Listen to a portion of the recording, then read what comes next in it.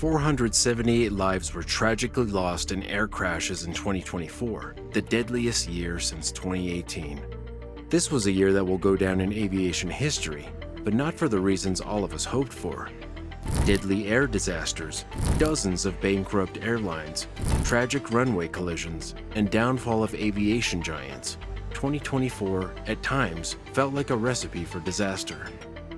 It sounded like a bad omen for the travelers. From start to finish, almost every month was marred by a tragedy, and the nightmare only worsened as December rolled in.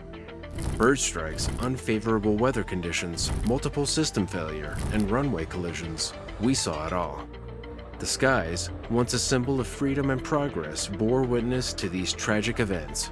Picture this: a commercial jet struggling to land in South Korea, a fiery crash in the jungles of Brazil, and the haunting silence of a doomed cargo plane over Russia. So what went wrong this year? Let's take a quick peek at all the major crashes of 2024. But before we try to make sense of them, make sure you hit that subscribe button. Now let's rewind to 2024, a year that shook the world.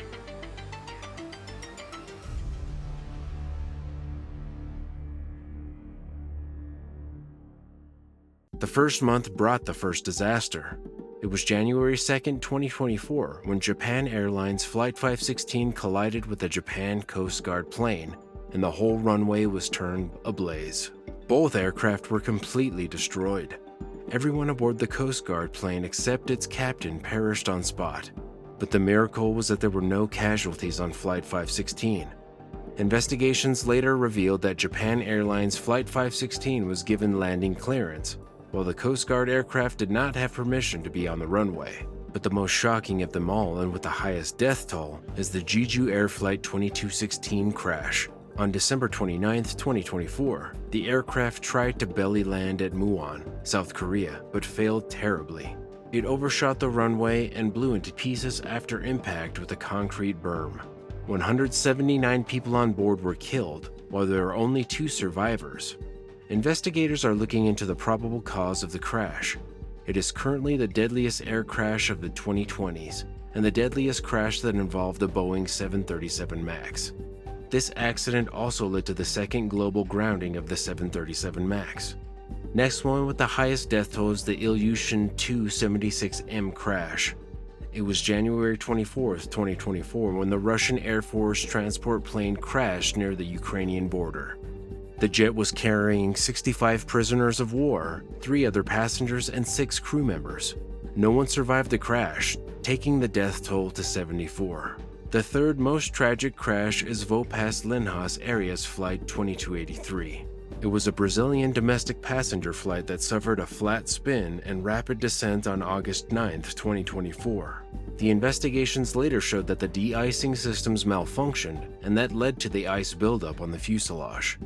Next one on the list is the Azerbaijan Airlines Flight 8243.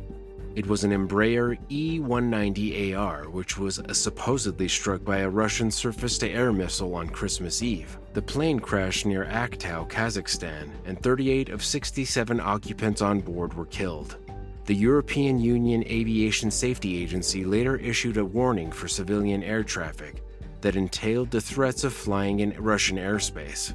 Several helicopter crashes and collisions attributed to a collective death toll of 40-plus people. One of them was the Mi-8 helicopter crash in a Russian peninsula that resulted in the deaths of 22 onboard passengers. Nepal saw the 5th deadliest crash of 2024 on July 24, 2024. A Bombardier CRJ-200LR operated by Saria Airlines, as a repositioning flight, crashed shortly after takeoff.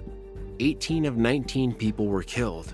Preliminary investigation reports showed that the aircraft rotated excessively during takeoff and crashed after climbing just 100 feet. Additionally, the airline wasn't properly following loading protocols and also didn't obtain permissions for flying the accident aircraft. Many air crashes resulted in 10 or more deaths in each crash. A Piper PA-42 Cheyenne crashed shortly after takeoff at Canela Airport, Brazil, killing all 10 occupants on board and injuring a further 17 on the ground.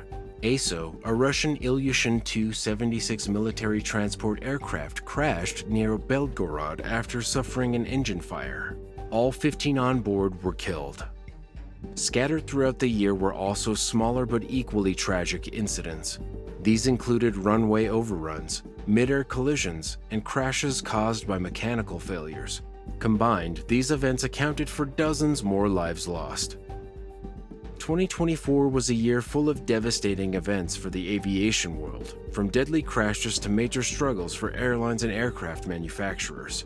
The tragic crashes like the Jeju Air Flight 2216 disaster and the missile strike on Azerbaijan Airlines Flight 8243 took the lives of many and reminded us of just how fragile air travel can be.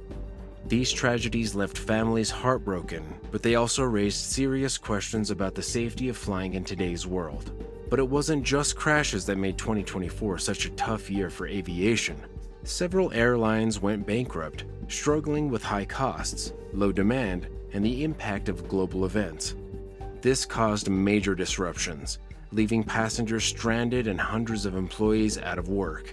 It was clear that the industry, despite its size and power, is vulnerable to economic pressures. On top of that, Boeing, one of the biggest names in aviation, faced a full year of challenges. After the 737 MAX scandal, the company continued to deal with production problems, delays, and safety issues.